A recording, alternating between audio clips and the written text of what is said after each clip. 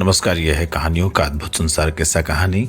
और किस्सा कहानी में मैं मंजीत ठाकुर आपको सुना रहा हूं आचार्य चतुरसेन शास्त्री का लिखा उपन्यास व्यंग रक्षामः, जो है रावण की कहानी।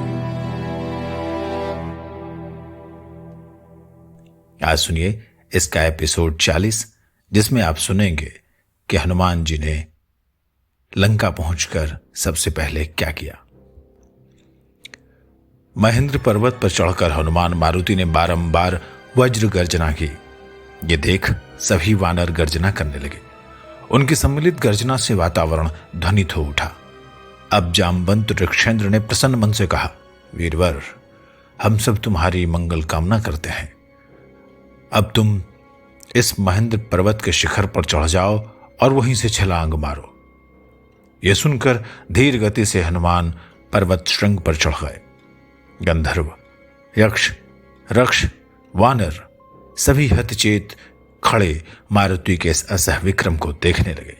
सिंह के समान अमित विक्रम मारुति गिरिशृंग पर चढ़कर कुंभक रेचक द्वारा शरीर को पवन पूरित करने लगे।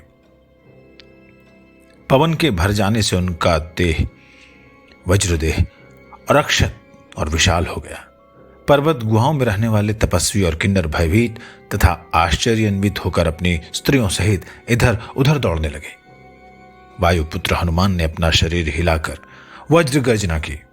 अपनी बलिष्ठ भुजाओं से पर्वत को जमाया, फिर पीठ की ओर खींचकर अपनी गर्दन और भुजाओं को सिकोड़ लिया। तब उन्होंने नेत्र उठाकर विस्तीर्ण समुद्र पर दृष्टि डाली। प्राणों को हृदय में रोका और एक बारगी ही भयानक छलांग मारी। हनुमान के शरीर के साथ ही पर्वत श्रृंग पर स्थित लता गुल्म वृक्ष सभी फल फूल टहनियों समेत समुद्र में जा गिरे। समुद्र गर्भ से ऊपर उठकर उन्होंने एक बार पीछे फिरकर वानरों के युद्ध को देखा, फिर डुबकी ली। इस प्रकार डुबकी लेते निकलते हुए समुद्र में आगे बढ़ने लगे। कभी वे छलांग भरते, कभी समुद्र तल में घुस जाते, कभी किसी बहती हुई काष्ठपट्टिका या तरुखंड का आश्रय लेते, कभी दोनों हाथ आकाश में उठाकर केवल लातों से जल को आंदोलित करते। उनकी आकाश में फैली हुई भुजाएं ऐसे प्रतीत होती थीं जैसे पर्वत से 5 फन वाले 2 सर्प निकल आए हों। उनकी गोल पीले रंग की बड़ी बड़ी आंखें सूर्य और चंद्रमा के समान प्रतीत होती थीं। जब मारुति जल पर लातों का आघात करते तब उनकी बगल से निकलती हुई हवा बादल के समान गरजती थी। जहां जहां वे आगे बढ़ रहे थे वहां वहां समुद्र उठती हुई तरंगों और फेनों से भर गया। वे अपने वक्षस्थल से समुद्र की दुर्गम तरंगों को तोड़ते फोड़ते वेग से आगे बढ़ रहे थे। उनके वेग और मेघों से उत्पन्न हुई हवा ने समुद्र को भी डावाडोल कर दिया, जिससे कछुए, मगरमच्छ और जलचर जीव व्याकुल होकर इधर उधर भागने लगे। वे एक एक छलांग में एक एक योजन पार कर रहे थे। उस जगह का समुद्र परनाले के समान छिछला था। जलगर्भ में छिपी हुई चट्टानों पर क्षण भर चरण रखकर विश्राम लेते, फिर आगे कूद जाते। चारों ओर अगम जल, चारों ओर उन्मत्त लहरें, चारों ओर विषम संकट, परंतु मारुति बढ़े जा रहे थे। जब वे वायु में छलांग भरते तो गरुड़ प्रतीत होते थे। उनके वेग के साथ काले पीले मेघ भी उमड़ रहे थे। हनुमान कभी मेघों में छिप जाते, कभी प्रकट हो जाते। बीच सागर में मैनाक पर्वत की कुछ चोटियां जलतल को स्पर्श करते देख हनुमान ने क्षण भर वहां विश्राम किया और फिर ये कहकर कि राम काज किए बिना मोहि कहां विश्राम, वो आगे बढ़े। परंतु इसी क्षण बीच सागर में एक विकराल जीव मुंह फाड़े उन्हें ग्रसने को लपका। उसका पर्वत के समान विशाल वदन था, महासर्प के समान आकृति थी, उसकी कटीदार महापुच्छ थी, उसका विकराल मुख भी एक गुहा के समान था। हनुमान जब तक संभले तब तक उस विकराल जंतु ने उन्हें समूचा ही निगल लिया। हनुमान निरुपाय उस महाजंतु के उदर में पहुंच गए और दर्प से उसका पेट फाड़कर बाहर निकल आए। फिर उन्होंने एक किलकारी भरी और आकाश में छलांग डाल दी और 10 योजन सागर पार कर दिया। इस प्रकार धैर्य, सूझ, साहस और कौशल से सब विघ्न बाधाओं को पार कर हनुमान उस ओर समुद्र तट पर द्वीप के किनारे जा पहुंचे। वहां तट पर उगे हुए सुंदर वृक्षों तथा समुद्र में गिरने वाली नदियों के मुहाने से उसकी शोभा अपूर्व हो रही थी, जिन्होंने एक सुरक्षित पर्वत श्रृंग पर चढ़कर कंद मूल फल खाकर विश्राम किया।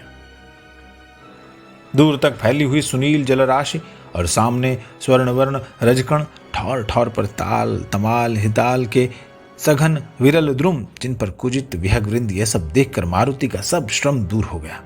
उनका चित्त प्रसन्न हो गया। वे धीरे धीरे पर्वत श्रृंग से उतरकर नगर के निकट पहुंचे। तब उन्होंने धवल सौध पंक्तियों को भली भांति देखा, जिनके शिखर स्वर्ण मंडित थे और जिनकी शोभा शरदभ्र की भांति शुभ्र और मनोरम थी। नगर के सबोर ऊंची सतह पर बनी सफेद सड़कें थीं। अट्टालिकाओं पर विविध रंग की ध्वजा पताकाएं वायु में फहरा रही थी। घरों के द्वारों पर कलापूर्ण चित्रकारी की गई थी। उस राक्षसपुरी को देखकर महाबली मारुति आश्चर्यचकित रह गए। यहां इंद्रभट्ट राक्षसों से लड़कर जय पाना तो संभव ही प्रतीत नहीं हो रहा है। युद्ध के अतिरिक्त यहां तो साम दाम से भी कार्य करना बनता नहीं दिख रहा है। इस लंका में अंगद, नील, सुग्रीव और मैं केवल 4 ही ऐसे वानर हैं जो प्रवेश कर सकते हैं, वो भी छद्मवेश में। परंतु अभी तो मुझे अपना काम करना होगा कि मैं भगवती सीता को देख सकूं, पर कोई मुझे न देख सके न पहचान सके। इन सब बातों को विचार मारुति दिन छिपने तक किसी एकांत स्थान में छिपकर बैठ गए।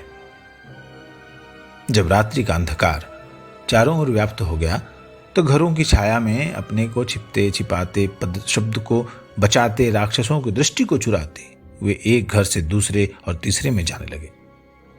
उन्होंने अनेक अट्टालिकाएं और स्तंभों से सुशोभित आलिंद देखे।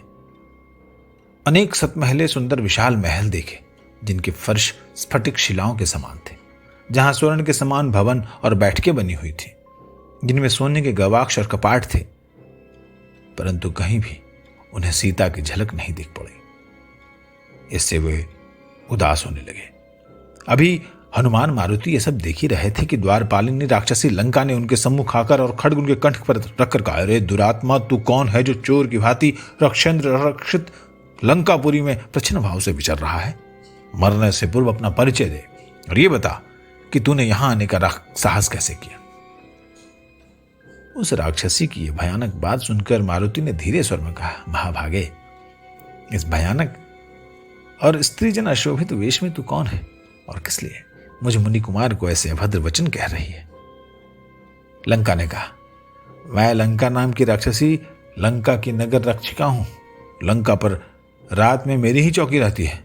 कोई देव दैत्य मेरी दृष्टि बचाकर लंका में प्रविष्ट नहीं हो सकता। अब तू अपने को मृत्यु मुख में ही समझ। ये सुनकर मारुति ने कोमल कंठ से कहा, महाभागे, मैं मुनि कुमार तेरी सुशोभिता नगरी लंका को देखकर प्रसन्न होने आया हूं। बस देखभाल कर लौट जाऊंगा। अब तू मुझ पर प्रसन्न हो। इस पर वो राक्षसी एकदम क्रुद्ध उठी और उसने मारुति की नाक में एक घूंसा मारा। मुक्का खाते ही मारुति ने भी उनके मुंह पर एक चपेटा मारा। चपेटा खाकर वो घूमकर भूमि पर गिर गई। तब मारुति ने उसके कंठ पर चरण रखकर कहा, अब तू मर। इस पर करबद्ध प्रार्थना कर वो राक्षसी बोली, हे मुनि कुमार, मेरे प्राणों की तू रक्षा कर, मेरे प्राण मत हरण कर, मैं तेरी शरणागत हूं। हनुमान ये सुनकर उसका कंठ छोड़कर तुरंत ही अंतर्धान हो गए तथा इधर उधर भवनों में बैठ बैठ कर उन्हें देखने लगे। बहुत सी रमणियां अपने रम्यों की छतों पर अपने प्रियतमों की गोद में बैठी पान विलास का आनंद ले रही थी। इस प्रकार मारुति ने अनगिनत स्त्रियों को देखा, पर उन्हें अयोनिजा सुकुमारी जनक नंदिनी सीता के कहीं भी दर्शन नहीं हुए। तब वो रावण के अंतःपुर की ओर चले। वहां जाकर उन्होंने देखा वो अंतःपुर चारों ओर गहरी खाई से घिरा हुआ था। वो निर्मल और अलौकिक सुंदर भवन धवल रश्मि प्रभा बिखेर रहा था। उसकी रक्षा के लिए सहस्त्रों महाबली सुभट राक्षस भली भांति शस्त्र सज्जित नियत थे। अब अर्धरात्रि व्यतीत हो चली थी। वह अब रावण के शयन कक्ष में जा पहुंचे। उन्होंने देखा कि वहां एक अद्भुत पलंग था, जिस पर अनेक वेदियां बनी हुई थी। उस पर अनेक उत्तम बहुमूल्य वस्त्र बिछे थे। उस पर चंद्रमा के समान एक छत्र लगा था। अनेक स्त्रियां खड़ी पंखियां ले लेकर रावण को हवा कर रही थी। रावण सो रहा था। वहां अनेक प्रकार की सुगंधित सामग्री जल रही थी। शयन कक्ष उनकी सुगंध और सौरभ से सुरभित हो रहा था। सोता हुआ रावण जल से भरे हुए वर्षोन्मुख बादल की शोभा धारण कर रहा था।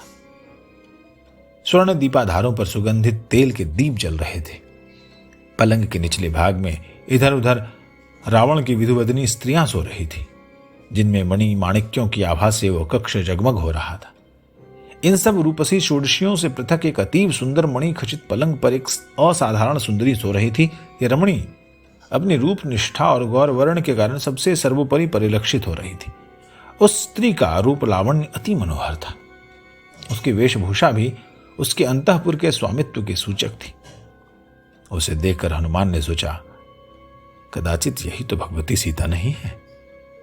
परंतु वो प्रेम योगी विदग्ध हृदया सीता यहां रावण के विलासगृह में कैसे मद्यपान मत्त होकर सो सकती है?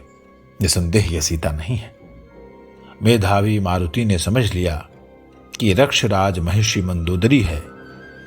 तो फिर सवाल यह था कि भगवती अयोनिजा सीता कहां है? अगले एपिसोड में हम आपको बताएंगे वयंग रक्षाम में आचार्य चतुर्सेन शास्त्री ने कैसे लिखा है कि सीता जी की खोज हनुमान जी ने कैसे की। उनकी भाषा और उनकी शैली पर जरूर गौर करिएगा। नमस्कार।